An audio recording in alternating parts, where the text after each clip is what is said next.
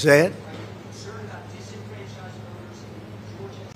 I'm not thinking about voters right now. I'm thinking about lives. And to be honest, it's much bigger than anything else. But we're thinking about lives, a lot of lives lost, a lot of people missing. And that's what I'd be focused on right now. Hurricane Helene's aftermath. Community struggle while federal response falls short. Let me paint a picture for you. Imagine your town is hit by one of the worst hurricanes in recent memory. Hurricane Helene. Homes destroyed, streets flooded, and families struggling to survive.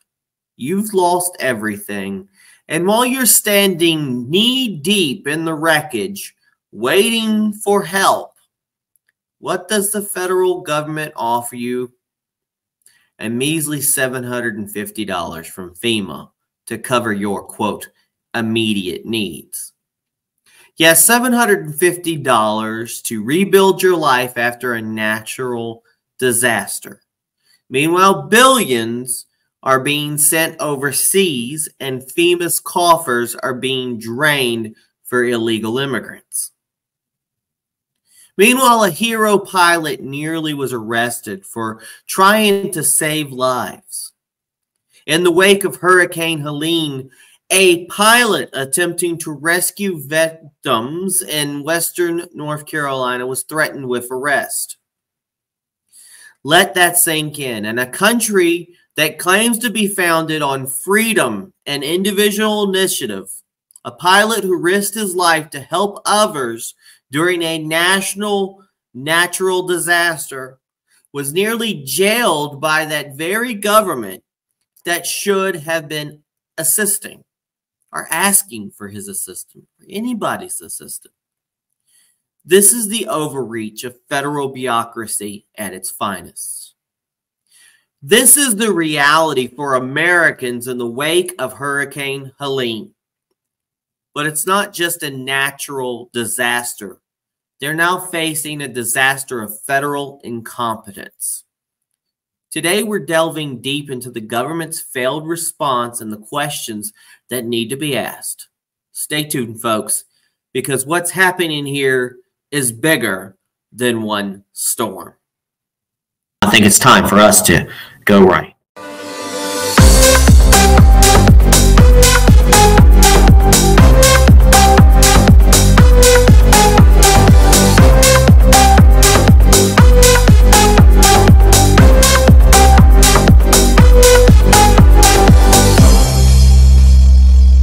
Before we get into more of Hurricane Helene, and there's a lot more to talk about, let's take a look at some few critical stories and updates you need to know about. Hi, my name is Peter Boykin, and you have reached hashtag #GoRight with Peter Boykin, a part of GoRightNews.com. So let's start with what they're really doing, the war on liberty and accountability. We've talked about this before. Judge Tanya Chutkan has unsealed a 165-page filing from Biden's special counsel, Jack Smith. What's that case about? Donald Trump, January 6th, and whether the former president can claim presidential immunity for his actions. Smith argues that Trump's actions were those of a private citizen. But the timing? Oh, you can't ignore the timing. This happens just as Trump is surging in the polls. That's right, the system is playing its hand, attempting to clip the wings of a rising threat to their status quo. And the question is, how long are we going to pretend not to see what's happening in front of us? Let's break it down and look at the headlines through the lens of liberty in our constitutional republic, where the principles of personal freedom and accountability are under constant assault. First of all, media manipulation. CNN wants you to pay for their bias. First up, CNN is planning to charge people to access their articles. Imagine taking a product that most Americans already avoid due to its blatant slant, and then slapping a price tag on it. And you can also hear the marketing meeting now. Quote, "We can't give this away for free anymore, so let's make them pay." It's genius. But it's only in a clown world where people will gladly pay for narratives that fuel disinformation and division. Meanwhile, Trump demands accountability from CBS. Donald Trump, a man who isn't afraid to demand accountability, has said he'll only appear on CBS's 60 Minutes if they apologize for the role in spreading the lie that Hunter Biden's laptop was Russian disinformation back in 2020. It's the same mainstream media that gave cover for the Biden crime family and Trump's conditions for participating in interviews or a clear stance for truth. A refreshing contrast to the usual media circus. And let's be real, CBS owes the American people more than just an apology. Moving on to Biden's DOJ's convenient delays. Then we have the Biden Department of Justice delaying the release of Joe Biden's records from his vice presidential days, particularly those related to Hunter's foreign business deals, until after the upcoming election. Surprise, surprise. We're talking about the kind of records that could expose conflicts of interest that have been haunting Biden since day one. This isn't just bureaucratic red tape, it's election interference. The DOJ's role here is nothing short of protecting their man in the White House, even if he's not running anymore. Meanwhile, Jumaine Williams and the straw donor scandal. In New York City, Jumaine Williams, next in line to take over as mayor if Eric Adams resigns, finds himself mired in controversy. Turns out his campaign took donations from a contractor accused of setting up illegal straw donations.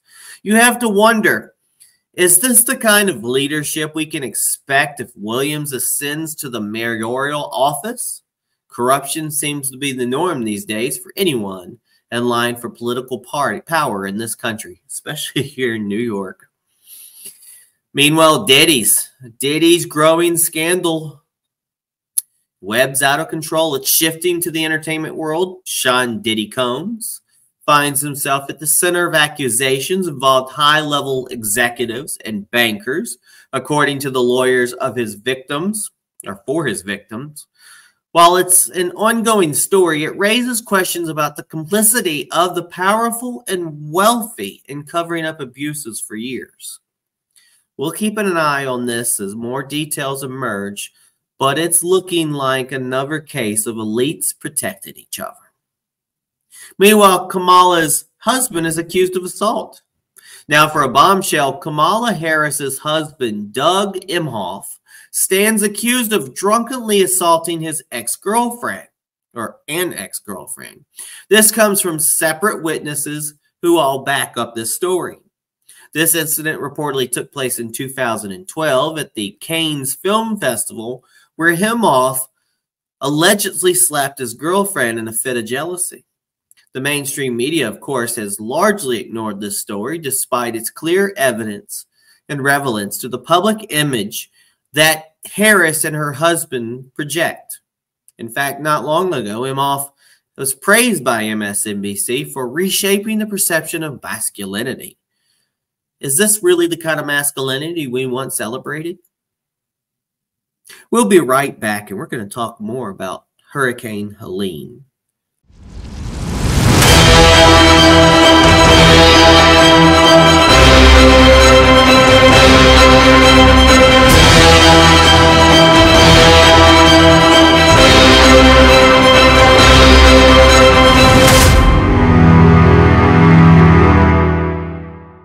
We're going to go right into Hurricane Helene, a national disaster worsened by federal incompetence. Now, before I go into that, there's been a lot of news constantly spreading about this. There's been some information that's out there. Some information might be considered misinformation. I live in North Carolina as well. There has been some accounts from Elon Musk that he has said he has ran into some trouble with getting some of the things they want out to the victims, that FEMA is taking control of these things, trying to take all the spoils of it, to try to take all the respect and the basically taking the main role. It reminds me of one of those movies where, like, I'm in charge. No, I'm in charge. No, I'm in charge. FEMA wants to do it all. And unfortunately, FEMA has spread out so much. It's part of like Homeland Security and the Secret Service and disaster control. It's too much in one, and too much on one person's hands. And that same person, somebody doesn't like Trump, and doesn't want to make America great again. Now, I know there's a lot of rumors about their weather control and their quartz in the area. There's lithium in the area. Well, I've already quoted it. It was Raymond Daniel. I don't know the exact quote, but basically it chunked down to never let a tragedy go unused for, better good or whatever good. So I'm not saying that any tragedy happened because of government, not because there was like weather being changed or anything like that, or people are not getting serviced because they want certain areas, but they will take advantage. If there is a quartz mine there, if there is a lithium mine in the areas that it was ravaged, believe me, the government and whatever entity is behind that will definitely take advantage to gain that ground, to gain that area. But what matters now, and even Donald Trump said, what matters more than votes or anything like that are lives, people's lives. But let's talk about some news. Hurricane Helene, a natural disaster worsened by federal incompetence. Hurricane Helene's path of destruction has left a haunting mark on the southeast, with a death toll climbing past 190, probably way more than that now. Thousands displaced, and countless communities left in ruin. What began as a natural disaster has become a glaring indictment of federal incompetence, exposing how unprepared and unwilling the Biden-Harris administration is when it comes to helping American citizens in their most vulnerable moments. As the floodwaters surged and homes were swallowed by devastation, especially in hard-hit areas like western North Carolina, the federal government's response was slow, confused, and utterly inadequate. In the face of such tragedy, the people affected by Helene needed swift action, financial support, and leadership. Instead, what they received was little more than lip service from the White House and a pitiful handout from the FEMA. $750. A disgraceful offer from FEMA. Although it's a starting offer. I heard one person complaining in a TikTok. They said it's only $750. It's your emergency. You get it right away. And there's other things you can apply for. But what can you do with $750 nowadays, folks? And in order to apply for that, there was a number of famous TikTokers, I can't know their name, but they have like millions of people following them, who came out and made a joke about it. And at the same time, the outrage of, you want me to sign up for $750, but you want me to do that online through the internet, where I don't have electricity and I don't have internet. How am I supposed to fill this out? And how am I supposed to get the money? You're going to wire it to me. And then what? Yeah, people need stuff more than just money. Vice President Kamala Harris proudly stood before cameras in Augusta, Georgia, after touring disaster-struck areas, announced FEMA's relief plan for those who lost their homes, livelihoods, in many cases, loved ones. Her big solution, a one-time payment of $750 to meet immediate needs. Yes, you heard that right. For families who have lost everything, FEMA's best offer was less than the average cost of rent in most parts of the country. This isn't just tone deaf, it's an insult to hardworking Americans, many of whom live in small rural towns and don't have the safety nets that urban elites in D.C. take for granted. FEMA's broken response to Hurricane Helene reflects deeper issues within the Biden-Harris administration, where funds that should go to help our citizens are being mismanaged and funneled elsewhere, everywhere else but to Americans. There's no putting America first. The Federal Emergency Management Agency, FEMA, reported that they are woefully underfunded to handle this hurricane season. But why is that? And like the lady I heard on TikTok screaming, it's because you need to, Congress needs to fund them more. Congress needs to give them more money. Yeah, but management of the funds is important. If people have noticed, our government has no money. And where did all that money go? In fiscal year 2024, FEMA was allocated around $20 billion to handle national disasters. $20 billion. However, what has emerged in recent weeks is that over $1 billion of those funds, roughly 5% of the entire FEMA budget, was relocated to support illegal immigrants. That's right, while citizens in small towns across America struggle to rebuild their lives, the Biden administration prioritized funneling money towards the costs associated with housing and supporting the millions of illegal immigrants who have crossed our southern border, many illegally. Allegedly illegally. The glaring misallocation of funds becomes even more egregious when you consider that the Biden administration's recently announced a new aid package, this time for Ukraine, in the tune of $2.4 billion. That's right, while FEMA struggles to provide adequate relief, the administration is more focused on international conflicts than helping American citizens recover from one of the worst natural disasters in recent memory. I think they said it beat the hurricane that devastated Louisiana, New Orleans. That's how bad it was. Pattern of federal failure. This isn't the first time that we've seen the Biden-Harris regime fail during a disaster. From mishandling the border crisis to botching the Afghanistan withdrawal, the pattern of incompetence is consistent. But what makes the response to Hurricane Helene so infuriating is the administration's blatant disregard for its own people. You can't help but ask, where is the empathy for Americans? Where is the accountability? In the meantime, the real help is coming from elsewhere. Donald Trump, yes, Donald Trump, has once again stepped up, raising over $2 million for the victims of Hurricane Helene. Not only has he sent trucks full of supplies to devastated areas, but he's also proven yet again that leadership means action, not hollow words and virtue signaling. FEMA is broke, but the White House isn't broke for foreign wars. Secretary of Department of Homeland Security, DHS, Alejandro Mayorkas, you know that guy.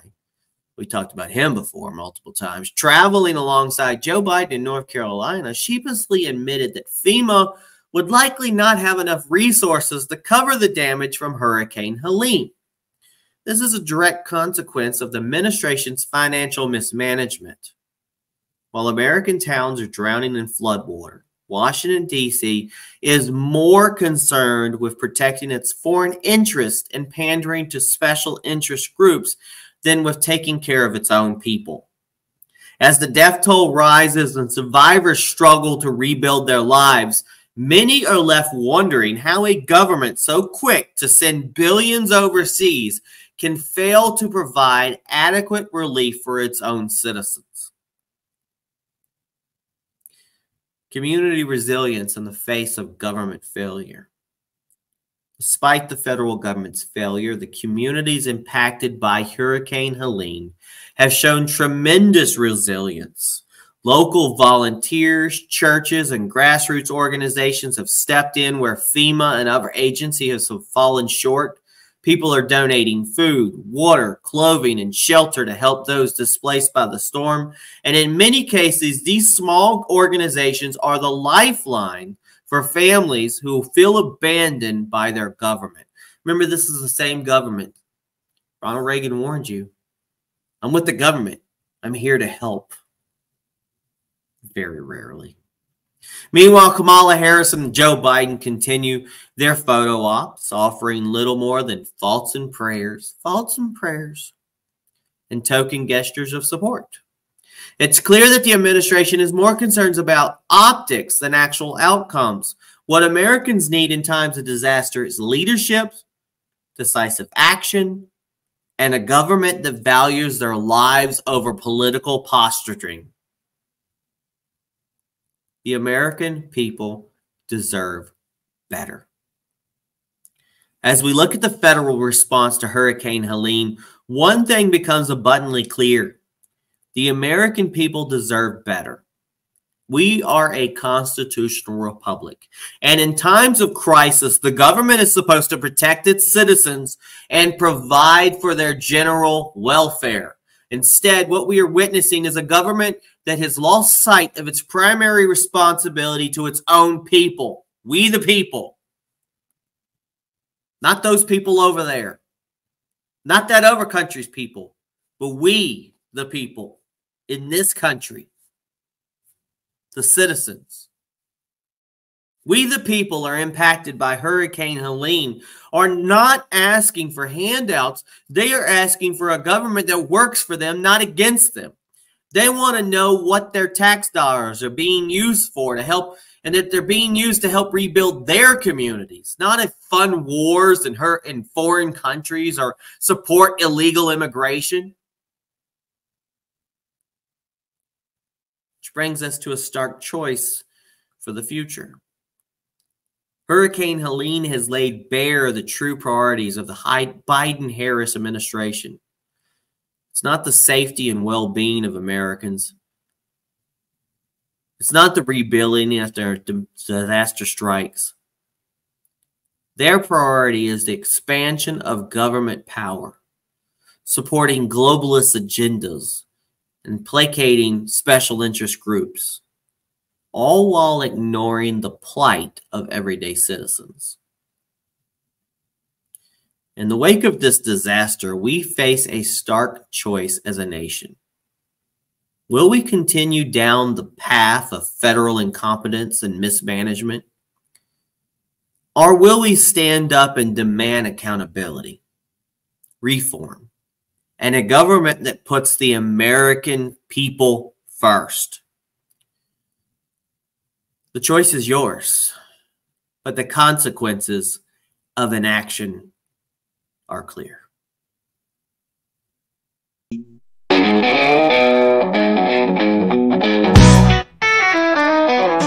Winds howl through the night, homes washed away. People cry for help, but the government's astray.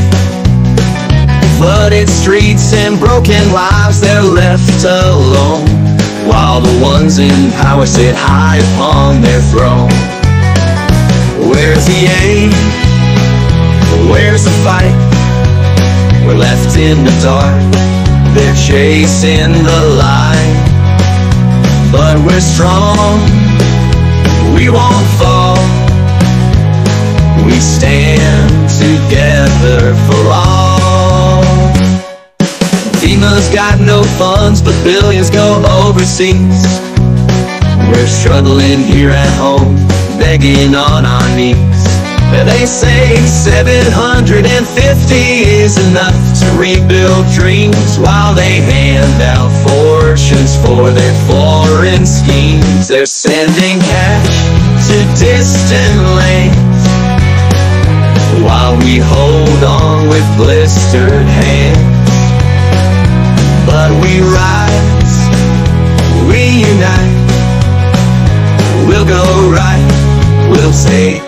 the fight. Kamala stands proud, but the people cry. Biden's lost to clouds while towns run dry.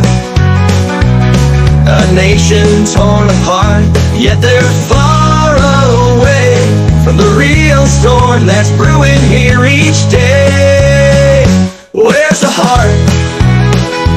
Where's the care? We're drowning and they're unaware. But we're strong, we'll rebuild. For liberty's flag, the dream is still fulfilled. Trucks sending trucks while Washington fails, raising hope where only sorrow prevails.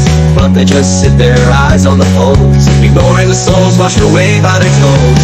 They talk big, but actions fall. We'll stand tall, rise above it all. We'll fight on with all our might, for truth and justice and the power of right. This ain't just a storm, it's more than rain. It's a fight for our future, it's a cry in pain. Go Right News brings the truth untold. We're fighting for freedom, for hearts of gold. They can't break what's in our soul. We'll stand tall, we'll take control. For constitutionalists, for liberty, we'll defend the land and keep America free.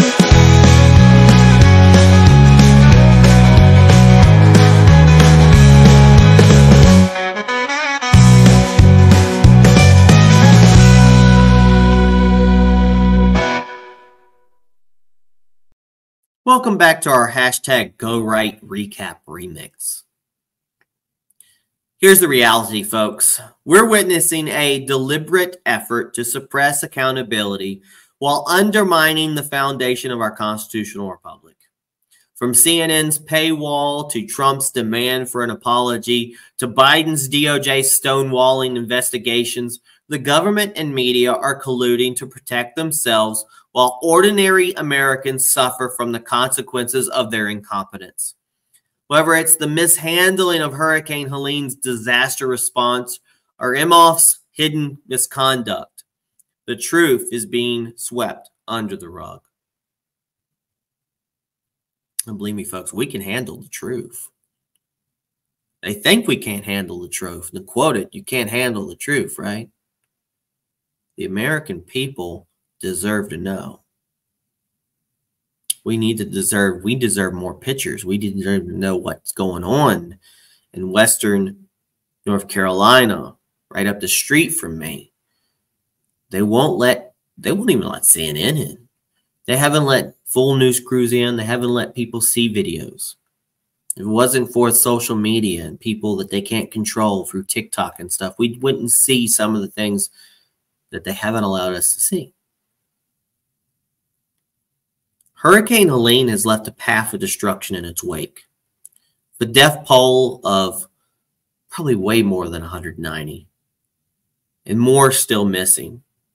While residents in places like North Carolina are struggling to survive in floodwaters, the federal response has been, in words, shameful. Kamala Harris proudly announced that FEMA would provide $750 to victims for immediate needs. Yes, $750.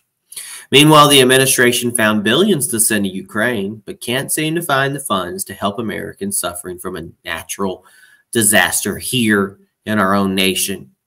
And to add insult to injury, FEMA is underfunded,